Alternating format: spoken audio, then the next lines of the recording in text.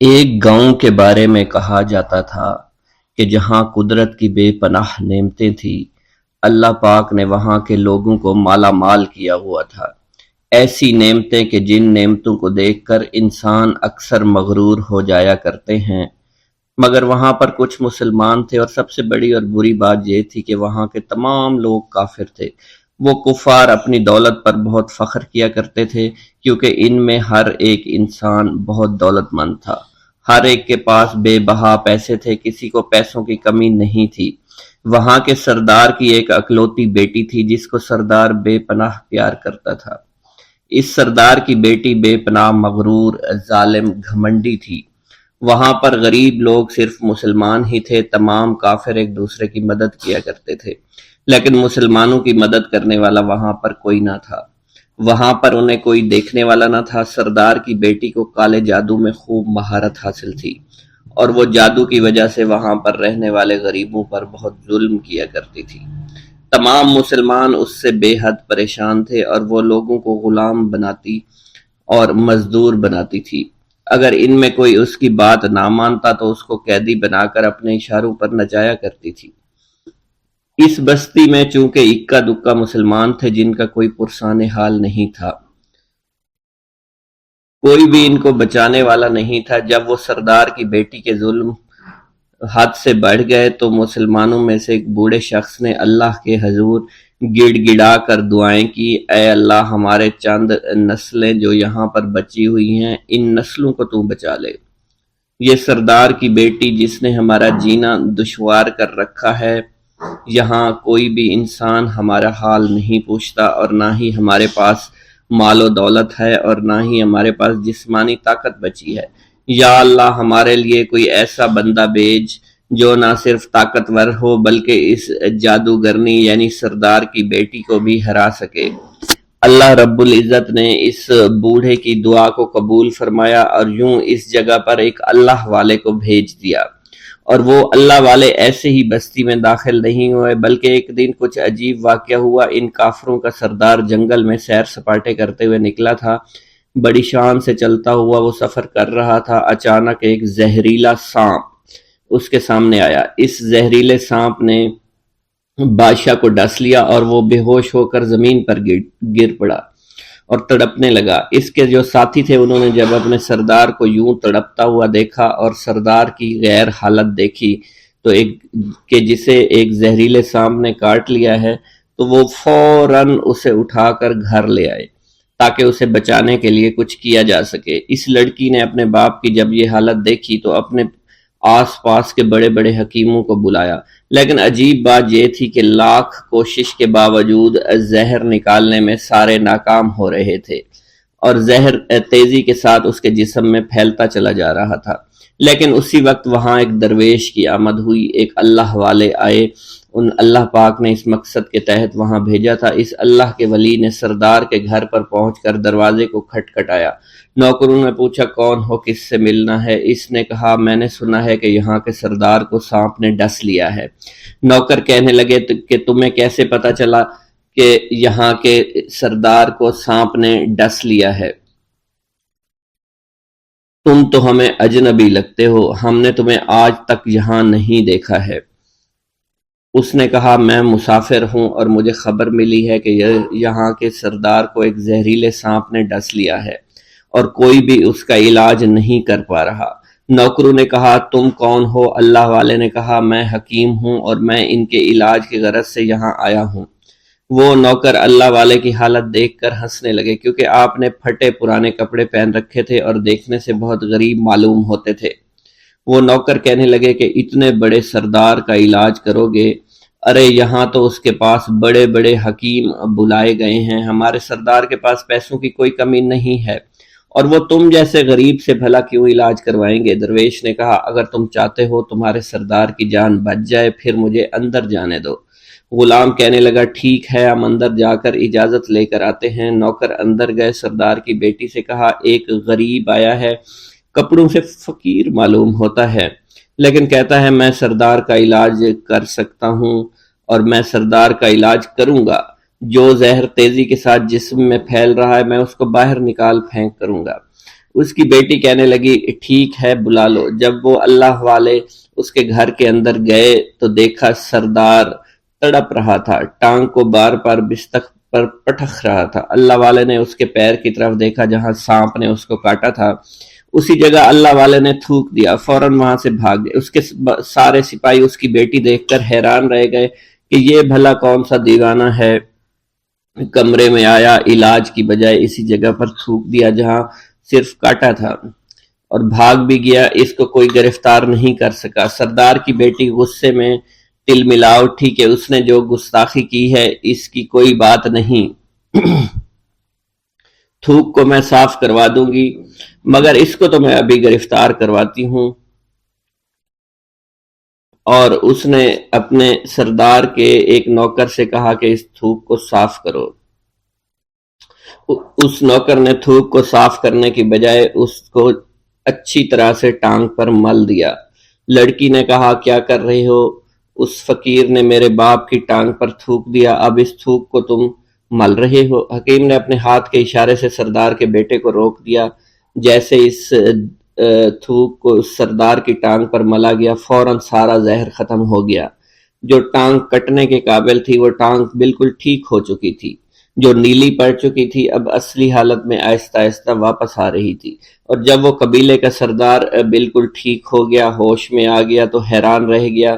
اسے بتایا کہ فقیر بابا کے تھوک کی وجہ سے آپ ٹھیک ہوئے ہیں۔ اس نے کہا وہ بزرگ تو ہمارے لیے مسیحا ہے، تم لوگوں نے انہیں جانے کیوں دیا؟ انہیں میرے پاس لے کر آؤ، انہوں نے ہم پر بہت بڑا احسان کیا ہے، ہم اس کے احسان کا بدلہ ضرور چکائیں گے۔ اس کی بیٹی جو خاموشی سے باپ کو دیکھ رہی تھی، اس نے کچھ بھی نہ کہا۔ گاؤں کے سردار کے کہنے پر سارے سپاہی اللہ والے کو ڈھونڈنے کے لیے نکل گئے۔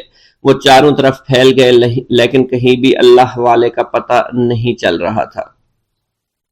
پھر جب سپاہی تلاش کرتے کرتے جنگل میں داخل ہوئے، وہاں ایک درخت کے نیچے ایک آدمی کو عبادت کرتے ہوئے دیکھا۔ وہ غور سے اس کو دیکھ رہے تھے اور کہہ رہے تھے یہ کس طرح کی عبادت کر رہے ہیں؟ ہم لوگ تو اپنے بتوں کے آگے ہاتھ جوڑتے ہیں، یہ نہ جانے کس کو سجدہ کر رہے ہیں۔ خیر، عبادت کے فوراً بعد اللہ والے کو پکڑ لیا، گاؤں کے سردار کے سامنے پیش کیا۔ وہ کہنے لگا آپ کون ہیں اور کہاں سے آئے ہیں؟ سب سے پہلے تو میں گستاخی کی معافی چاہتا ہوں، میرے لوگوں نے آپ کے ساتھ بڑی بدتمیزی کی، لیکن آپ کی وجہ سے آج میں زندہ ہوں۔ ہم گناہ گاروں کی وجہ سے آپ جیسے لوگوں کو بہت تکلیف ہوئی ہے، اس لیے میں معذرت چاہتا ہوں۔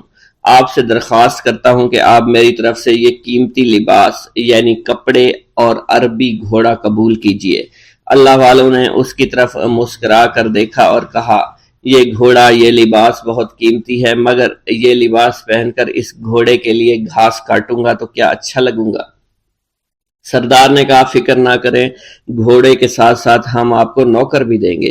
اللہ والے نے کہا کہ اتنی مال و دولت اور نوکروں کے ساتھ میں اکیلا رہوں گا؟ گاؤں کا سردار بولا حضور آپ کی یہ بات سن کر میں سوچ میں گم ہو گیا ہوں، لیکن یہ میری بیٹی آپ کے سامنے حاضر ہے۔ بیٹی حیرت سے اپنے باپ کو دیکھ رہی تھی کہ میرا باپ اب کیا کہنے والا ہے۔ سردار نے کہا میری بیٹی جسے آپ نے دیکھ لیا ہے اس کی شادی میں آپ سے کر دوں گا، مگر ایک شرط ہے کہ آپ کو اپنے مذہب کو چھوڑنا پڑے گا۔ میرے سپاہیوں نے آپ کو عبادت کرتے ہوئے دیکھا ہے، جہاں تک ہمارے معمولات ہیں ہم بتوں کے آگے سجدہ کرتے ہیں اور ان کی عبادت کرتے ہیں، اور آپ جس کے آگے سجدہ کرتے ہیں وہ اللہ ہے، یعنی آپ مسلمان ہیں، اس لیے آپ کو اپنا مذہب چھوڑنا پڑے گا۔ کیا آپ ایسا کر سکتے ہیں؟ اللہ والے نے کہا کہ مجھے ایک بات بتائیے، آپ سب کچھ دیکھ رہے ہیں، آپ نے مجھے یہ بھی دعا دی کہ میری اولادیں ہوں اور آپ کی نسل آپ کی بیٹی سے چلے گی۔ مجھے ایک بات بتائیں، اگر ان بچوں میں سے کسی بچے کو خدا نہ خواستہ کچھ ہو گیا تو کس کو رونا پڑے گا؟ سردار نے جواب دیا اگر خدا نہ خواستہ کچھ ایسا ہوا تو رونا مجھ کو ہی پڑے گا۔ اللہ والا نے مسکرا کر کہا اگر یہ سارا مال لے کر مجھے رونا ہی پڑا تو آپ اپنا گھوڑا، اپنی دولت، اپنی بیٹی، ہر چیز اپنے پاس رکھ لو۔ میں خوش ہوں، میں مسلمان ہوں، میں ٹھیک ہوں۔ اگر یہ تمام چیزیں لے کر مجھے اپنا محلہ چھوڑنا پڑے تو میں اپنی جان دے کر بھی اپنے مذہب کو نہیں چھوڑوں گا۔ جس طرح آپ نے مجھے نوازا ہے، میں اسی رب کے دین کو چھوڑ کر چلا جاؤں گا۔ صرف چند پیسوں کی خاطر میں ہر دن پیسہ پیسہ نہیں کر سکتا، اور اپنی درویشی میں بہت خوش ہوں۔ اللہ نے مجھے جس مقصد کے لیے بھیجا تھا وہ میرا مقصد پورا ہو جائے گا۔ گاؤں کے سردار نے پوچھا، یہ کہہ کر وہ اللہ والے جانے لگے تو سردار نے درویش کو رک جانے کا کہا اور کہنے لگے، میں نے مال دے کر تمہیں آزمایا اور تمہیں پرکھا، لیکن تم اپنے مذہب کو چھوڑنے پر راضی نہیں ہو۔ اگر تم یہی سب کرنے آئے تھے تو تمہیں اس بات کا ڈر نہیں؟ کیا تم نہیں جانتے ہم کتنے طاقتور ہیں، اور میری بیٹی اپنے عمل میں اتنی ماہر ہے کہ تمہیں یہاں کھڑے کھڑے ابھی جنگلی جانور بنا سکتی ہے۔ اللہ والے نے کہا کہ اس نے جنگلی جانور کمزور لوگوں کو بنایا ہوگا، یہ مجھے جانور بنا کر تو دکھائے۔ اس سے پہلے کہ گاؤں کا سردار اپنی بیٹی سے کچھ کہتا کہ اس پر وار کرو، اللہ والے نے جادوگرنی پر ایسی پھونک ماری کہ وہ اسی وقت ایک بہت بڑی چھپکلی بن گئی۔ وہ کچھ بھی نہیں کر پا رہی تھی، وہ چھپکلی اتنی بڑی تھی کہ وہاں پر جتنے بھی انسان کھڑے تھے ان سب میں سب سے زیادہ اونچا اس کا قد تھا۔ وہ چھپکلی اللہ والے کے پاس آئی، اپنا زہر اس پر اگلنا چاہتی تھی کہ اسی وقت اس نے اس کے منہ پر تھوک دیا۔ تھوکنے کی دیر تھی، وہ چھپکلی جلنے لگی اور جس سے گرمی کی وجہ سے اس کا چہرہ پگھل رہا تھا، اس کا چہرہ جل کر کالا ہو چکا تھا۔ وہ مرنے والی تھی کہ سردار دوڑتا ہوا قدموں میں آ کر گر پڑا اور معافی مانگنے لگا اور کہنے لگا، حضور اس گستاخی کے لیے میں معذرت خواہ ہوں، آپ مجھے معاف کر دو، میں نے سچ میں آپ کو بہت کمزور سمجھا تھا، آپ کو آپ کا مذہب سے ہٹانا چاہا تھا۔ اگر میری بیٹی ٹھیک ہو جائے تو میں سچ کہتا ہوں یہاں پر جتنے لوگ ہیں ہم پوری کی پوری بستی مسلمان ہو جائیں گے۔ اللہ والے نے کہا کہ ہم تمہیں اپنے دین میں شامل کرنے کے لیے یہ سب نہیں کر رہے، بلکہ تم لوگ مسلمان بھائیوں پر جو ظلم کرتے ہو وہ ظلم کو ختم کرنے کے لیے ہم یہاں آئے ہیں۔ ہمارے دین میں جبر اور ظلم نہیں۔ اگر تمہارے بیٹی سے انسان بن کر سدھر جاتی ہے تو اس کو اس کی اصلی حالت میں لانے کے لیے میں خود کو اللہ کی بارگاہ میں پیش کروں گا اور دعا کروں گا۔ سردار کہنے لگا کہ ہاں میری بیٹی اصلی حالت میں اگر آ جائے تو پھر ہم کسی پر ظلم و ستم نہیں کریں گے، اور میں دل سے اپنی بیٹی کے لیے معافی چاہتا ہوں۔ آج سے یہ کوئی بھی جادو ٹونا اور مسلمانوں کو تنگ نہیں کرے گی، اور نہ ہی کسی مسلمان پر یہ ظلم اور جبر کرے گی۔ بس آپ اسے دوبارہ سے انسان بنا دے۔ اللہ والا نے چھپکلی پر دوبارہ سے پھونک ماری تو پھر سے انسان بن گئی اور اللہ والے کے قدموں سے وہ لپٹ گئی، کہنے لگی، مجھے معاف کر دیجئے، مجھے معاف کر دیجئے، میں نے اپنے آپ کو بہت طاقتور سمجھا۔ اس لڑکی کا آدھا چہرہ جل چکا تھا اور کالا ہو چکا تھا۔ وہ کہنے لگی کہ آج اپنے باپ کے ساتھ میں آپ کے دست مبارک پر مسلمان ہونا چاہتی ہوں۔ میں وعدہ کرتی ہوں کہ آج سے اس بستی پر کوئی بھی کافر کسی مسلمان کے ساتھ بدتمیزی نہیں کرے گا، زیادتی نہیں کرے گا، ظلم اور جبر نہیں کرے گا، بلکہ ہم سب یہاں مل جل کر رہیں گے اور بھائی چارے کے ساتھ رہیں گے۔ ہم سب مسلمان ہو جائیں گے اور پھر یوں اللہ والے کے ہاتھوں پوری بستی کا سردار اور اس کی بیٹی نے اسلام قبول کر لیا، اور سردار نے اللہ والے سے اپنی بیٹی کا نکاح کر دیا، اور پھر اس بستی میں ہمیشہ کے لیے امن و امان قائم ہو گیا۔ سرکار غوث اعظم شیخ عبد القادر جیلانی رحمۃ اللہ علیہ دستگیر بڑے ہی منکسر المزاج، رقیق القلب، نرم طبیعت اور سادہ لوح تھے۔ اتنی بزرگ شخصیت کے اندر اعلیٰ ترین مقام پر فائز ہونے کے باوجود اپنی شان و رفعت کا ذرا برابر تصور نہ تھا۔ ہر کس و ناقص سے کمال انکساری کے ساتھ ملتے تھے، سب سے محبت کے ساتھ پیش آتے تھے۔ سادگی کا عالم یہ تھا کہ ایک مرتبہ کہیں جا رہے تھے، اثنائے راہ میں ایک گلی سے آپ کا گزر ہوا جہاں کچھ بچے کھیل رہے تھے۔ افتاد طبع کے مطابق ان بچوں سے محبت و شفقت کے ساتھ پیش آئے۔ بچے تو پھر بچے تھے، وہ آپ کی عظمت و شخصیت کو کیا جانیں۔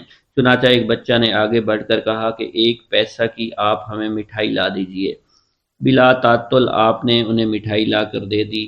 اب تو دوسرے بچوں کو بھی جرأت ہوئی، انہوں نے بھی آپ سے مٹھائی کے لیے پیسے مانگنے شروع کر دیے، لیکن آپ نے کسی بچے سے انکار نہ کی اور سب کو ہی مٹھائی کھلائی۔ گھر کے اوپر بھی آپ کی یہی کیفیت رہتی تھی۔ آپ کی بیویوں میں سے اگر کسی کی طبیعت خراب ہو جاتی تو خود گھر کے سارے کام دست مبارک سے کر لیتے تھے، خود ہی آٹا گوندھ کر روٹیاں پکا لیتے، بچوں کو بٹھا کر کھلا دیا کرتے تھے، اکثر کنویں سے پانی کھینچ کر کندھے کے اوپر رکھ کر گھر لے آتے اور گھر میں جھاڑو بھی لگا دیا کرتے تھے، غرضے کے کسی کام سے آپ کو آر نہیں تھی۔ آپ کی یہ طرز زندگی کچھ گھر تک ہی محدود نہ تھی، بلکہ جہاں کہیں بھی آپ تشریف لے جاتے یا حالت سفر میں ہوا کرتے تھے اور کسی منزل میں پہنچ کر قیام فرماتے تو وہاں کے اوپر بھی آپ کا یہی انداز ہوا کرتا تھا، یعنی اپنا تمام کام اپنے ہاتھوں سے ہی کیا کرتے تھے، آٹا گوندتے، روٹیاں پکاتے، دوسروں کو کھلاتے۔ سفر کی حالت میں اس قسم کے کاموں سے جب آپ مشغول ہو جاتے تو خدام کرام اور ان مشغولات سے آپ کو علیحدہ رکھنے کے لیے ہزاروں جتن کیا کرتے تھے، تاکہ خدام کی کوششیں اور تدابیر اس وقت بیکار ثابت ہو جاتی جب آپ یہ فرما دیتے تھے کہ میں بھی تم جیسا ایک انسان ہوں، تم روٹیاں پکاتے ہو تو میں کیوں نہ پکاؤں۔ سرکار دو جہاں صلی اللہ علیہ وسلم اور مقدس صحابہ کرام رضوان اللہ تعالی علیہم اجمعین کا بھی یہی طرز عمل تھا۔ پیغمبر اسلام مدینہ طیبہ میں ہوتے تو اپنا کام خود کیا کرتے تھے، سفر میں ہوتے تو تقسیم کار خود فرمایا کرتے تھے، صحابہ کرام کی طرح کوئی نہ کوئی کام اپنے ذمے بھی لے لیا کرتے تھے۔ جب اتنی عظیم شخصیت کے مالک ہوتے ہوئے اللہ کے رسول اور لائق کے صد احترام صحابہ ان کاموں کو اپنے ہاتھوں سے کیا کرتے تھے تو میری کیا مجال ہے کہ میں اعتراض کروں اور دوسروں کے کام اپنے سر نہ لوں۔ دور حاضر کے مقتدر رہنما، مقدس پیشوا اور صاحب ثروت حضرت غور فرمائیں، کیا وہ بھی خدام و ملازمین کے ہوتے ہوئے گھر کے کام کرنا خود پسند فرماتے ہیں؟ اگر اپنی عملی زندگی میں پسند کرتے ہیں تو ان کے لیے نعمت لازم کی بشارت ہے۔ یقیناً پروردگار عالم ان کی انکساری، عاجزی اور فروتنی اور سادگی کو پسند فرمایا کرتے تھے۔ اس غرور و تکبر اور دوسروں کو اپنے سے کم تر سمجھنے اور دوسروں سے اچھا برتاؤ کرنے کو عذاب بھگتنے کے لیے تیار رہنا چاہیے۔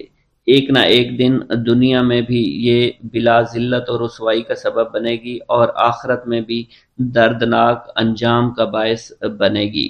سرکار غوث اعظم رحمۃ اللہ علیہ خدا کی راہ میں بہت زیادہ خرچ کیا کرتے تھے۔ آپ کامل مطیع اور فرما بردار تھے، اپنی زندگی خدائے بزرگ و برتر اور ان کے نبی کریم صلی اللہ علیہ وسلم کے بتائے ہوئے اصولوں کے مطابق ہی زندگی گزارا کرتے تھے، اس لیے وعدہ و قول کی پابندی کیا کرتے تھے، ایفائے عہد کو نبھایا کرتے تھے، جب کسی سے آپ وعدہ فرماتے تو اسے ضرور پورا کیا کرتے تھے اور عہد و پیما کی پوری پابندی کیا کرتے تھے۔ ایک مرتبہ آپ کی خدمت مبارک میں آپ کا ایک عقیدت مند تاجر سفر تجارت پر روانہ ہونا لگا، جسے قبل حاضر ہوا اور دعا و برکت کی التجا کی پیش کی، جسے آپ نے فرمایا جاؤ خیریت کے ساتھ رہو گے اور سلامتی کے ساتھ واپس آؤ گے۔ خوش عقیدہ تاجر یہ پیغام سن کر اطمینان کے ساتھ روانہ ہو گیا، لیکن بعد کو الہام کے ذریعے آپ پر یہ آشکار ہوا کہ اس سفر کے دوران اس کے لیے مکمل تباہی مقتدر ہو چکی ہے۔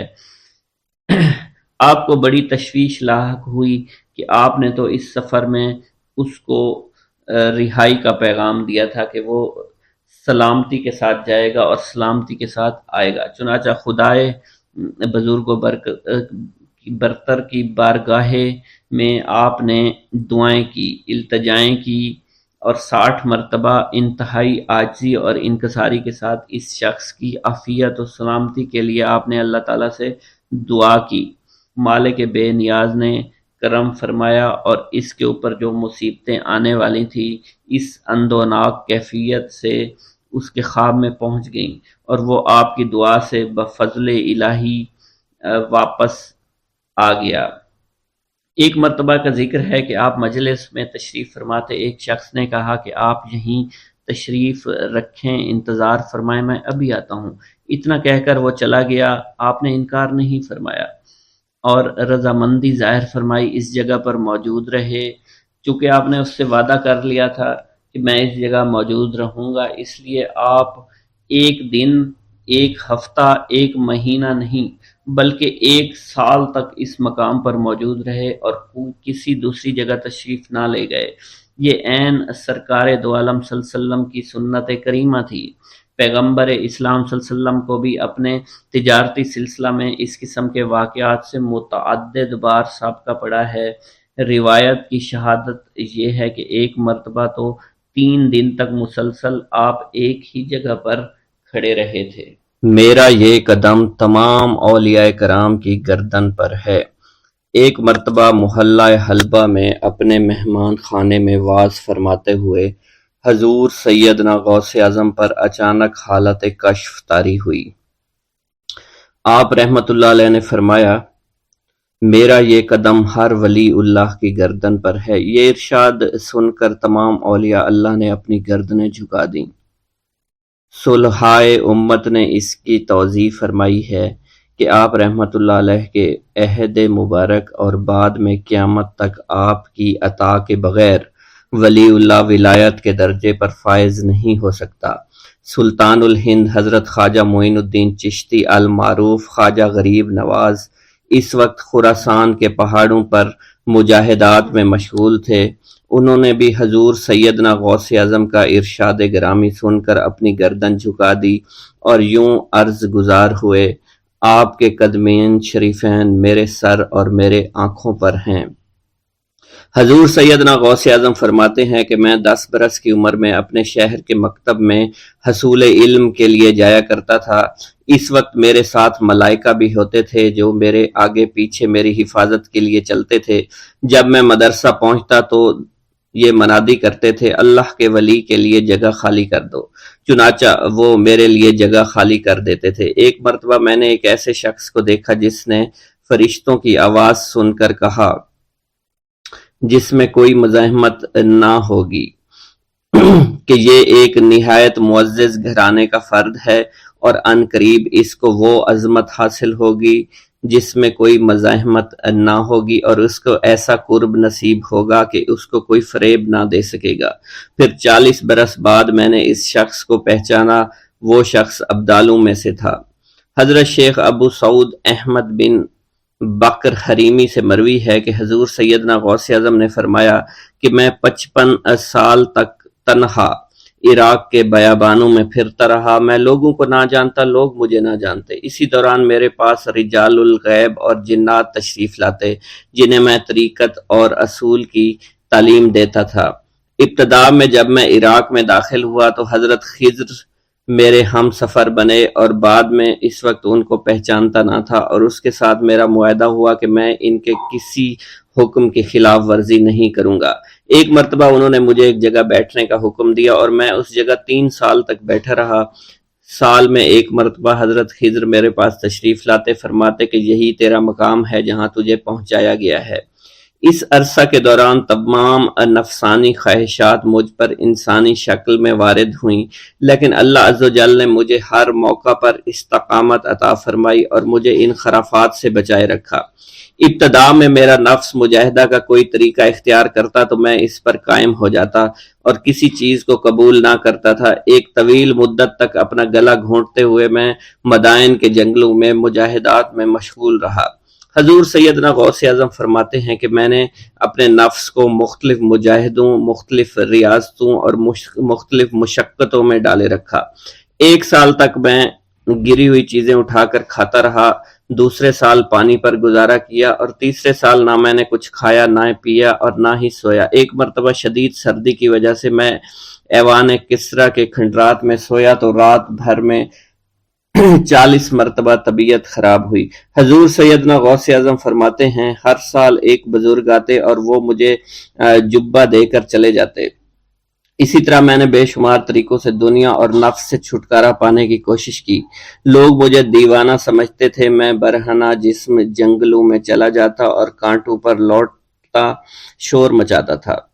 میرا تمام بدن سے خون جاری ہو جایا کرتا تھا اور لوگ مجھے اٹھا کر شفا خانے لے جایا کرتے، جہاں میری حالت مزید بگڑ جاتی۔ ایک وقت ایسا بھی آیا جب مجھ میں اور مردہ میں کوئی فرق نہ تھا۔ لوگ کفن لے کر آئے، غسال کو بلوایا کہ وہ مجھے غسل دے دیں۔ ابھی انہوں نے مجھے غسل دینے کے لیے تختہ پر ڈالا ہی تھا کہ میری حالت درست ہو گئی۔ میں اٹھ کھڑا ہوا۔ طریقت کی ان پرخطر راہوں میں نہ تو میں کبھی خوف زدہ ہوا اور نہ کبھی میرا نفس مجھ پر غلبہ پا سکا، اور نہ ہی دنیا کی آرائش مجھے حیران کر سکی۔ حضور سیدنا غوث اعظم فرماتے ہیں، شیطان نے میرے گرد بے شمار جال بچھائے۔ جب میں نے اس سے کہا کہ یہ کیا ہے تو اس نے کہا یہ دنیاوی چیزیں ہیں اور میں ان جالوں سے تم جیسوں کو شکار کرتا ہوں۔ میں نے 1 سال تک شیطان کا مقابلہ کیا، اس کے بچھائے ہوئے تمام جالوں کو ختم کر دیا۔ اس کے بعد میرے سینے کو کھول دیا گیا اور مجھ پر بے شمار خلائق ظاہر ہوئے۔ حضور سیدنا غوث اعظم فرماتے ہیں، میں نے دریافت کیا کہ یہ علائق کیسے ہیں؟ جواب ملا کہ یہ خلق کے اسباب ہیں جو تم سے ملے ہوئے ہیں۔ میں سال بھر ان کی جانب متوجہ رہا، یہاں تک کہ وہ مجھ سے جدا ہو گئے۔ جب مجھ پر میرا باطن ظاہر کیا گیا تو میں نے اپنے قلب کو بہت سے علائق سے ملوث پایا۔ میں نے دریافت کیا کہ یہ علائق کیا ہیں؟ جواب ملا یہ تمہارے ارادے، تمہارے اختیارات ہیں۔ چنانچہ 1 سال تک ان کی جانب متوجہ رہا کہ وہ مجھ سے دور ہو گئے۔ میرا قلب ان تمام غلاظتوں سے نجات پا گیا۔ پھر مجھ پر میرے نفس کو ظاہر کیا گیا، میں نے اس کا مشاہدہ کیا، مجھے معلوم ہوا اس کے ساتھ کچھ امراض اور بھی ہیں اور نفس کی خواہشات زندہ ہیں، نفس کا شیطان سرکش ہے۔ چنانچہ میں نے سال بھر پھر توجہ دلائی اور میرے نفس کے تمام امراض سرے سے ہی ختم ہو گئے اور اس کے شیطان نے کلمہ پڑھ لیا اور پھر میرے تمام امور اللہ کے لیے ہو گئے اور میں اپنی ہستی سے باہر نکل آیا۔ حضور سیدنا غوث اعظم فرماتے ہیں، پھر میں توکل کے دروازے پر آیا تاکہ میرا مقصد پورا ہو، لیکن جب میں نے توکل کے دروازے پر پہنچا تو بے شمار لوگ موجود تھے۔ میں اس ہجوم کو چیرتا ہوا آگے بڑھا اور شکر کے دروازے پر پہنچ گیا۔ یہاں پر بھی لوگوں کا جمع غفیر موجود تھا، اسے بھی چیرتا ہوا آگے بڑھا اور مشاہدہ کے دروازے پر پہنچ گیا اور یہاں پر موجود ہجوم کو چیرتا ہوا اندر داخل ہوا، حتیٰ کہ سب سے آخر میں مجھے فقر کے دروازے پر لایا گیا۔ فقر کا دروازہ خالی تھا۔ جب اس دروازہ میں داخل ہوا تو دیکھا جن جن چیزوں کو میں نے ترک کیا تھا وہ سب یہاں موجود تھیں۔ یہاں مجھے ایک بہت بڑے روحانی خزانے کی فتوحات سے نوازا گیا اور میرے لیے تمام دنیا کے خزانے کھول دیے گئے۔ مجھے روحانی عزت، دائمی فنا اور خالص آزادی عطا فرمائی گئی۔ میری تمام چیزیں جو میری ہستی اور میری صفات سب معدوم ہو گئیں اور میری ہستی کی جگہ کسی اور نے لے لی۔ حضرت شیخ ابو سعید مخزومی نے حضور سیدنا غوث اعظم کو خرقہ خلافت سے نوازا اور فرمایا، اے عبد القادر، یہ وہ خرقہ ہے جو حضور نبی کریم صلی اللہ علیہ وسلم نے حضرت سیدنا علی المرتضیٰ کو عطا فرمایا، اور حضرت سیدنا علی المرتضیٰ نے یہ خرقہ حضرت خواجہ حسن بصری کو عطا فرمایا تھا، جس سے ہوتا ہوا یہ خرقہ مجھ تک پہنچا، اور یہ تمہاری امانت تھی جو میں نے تم تک آج پہنچا دی ہے۔ حضور سیدنا غوث اعظم نے جب خرقہ مبارک کو زیب تن کیا تو آپ پر بے شمار انوار و تجلیات کی بارش ہونا شروع ہو گئی۔ حضور سیدنا غوث اعظم نے حضرت شیخ ابو سعید مخزومی کے مدرسہ میں تدریسی فرائض سر انجام دینا شروع کر دیے۔ آپ کے لیے فی الحال تدریسی مصروفیات کے علاوہ کوئی کام نہ تھا۔ آپ کی شبانہ روز کی محنت سے آپ کے نام کا شعرہ کچھ ہی دنوں میں سارے بغداد میں پھیل گیا۔ طلبہ دور دراز کے علاقوں سے علم کے حصول کے لیے آنے لگے۔ طلبہ کی تعداد جب مزید بڑھنا شروع ہو گئی تو ارد گرد کے کئی مکانات کو خرید کر مدرسہ میں داخل کر لیا گیا۔ کتب سیر میں منقول ہے کہ 528 ہجری میں آپ مدرسہ نظامیہ کی وسیع عمارت تعمیر فرما چکے تھے۔ اس مدرسہ کی تعمیر میں آپ نے بحیثیت مزدور بھی حصہ لیا تھا۔ حضرت شیخ ابو الخشاب سے مروی ہے کہ میں جوانی میں جب علم نحو پڑھ رہا تھا تو لوگوں نے مجھے حضور سیدنا غوث اعظم کے پاس جانے کا مشورہ دیا، اور اس کی وجہ سے مجھے بھی اشتیاق ہوا کہ میں آپ کا واز سنوں۔ ایک مرتبہ کچھ لوگوں کے ہمراہ آپ کی مجلس میں دوستوں کے ہمراہ حاضر ہوا۔ آپ نے میری جانب توجہ کرتے ہوئے فرمایا، ہماری صحبت اختیار کر لو۔ چنانچہ میں نے آپ کے فرمان کے مطابق آپ کی صحبت کو اختیار کر لیا۔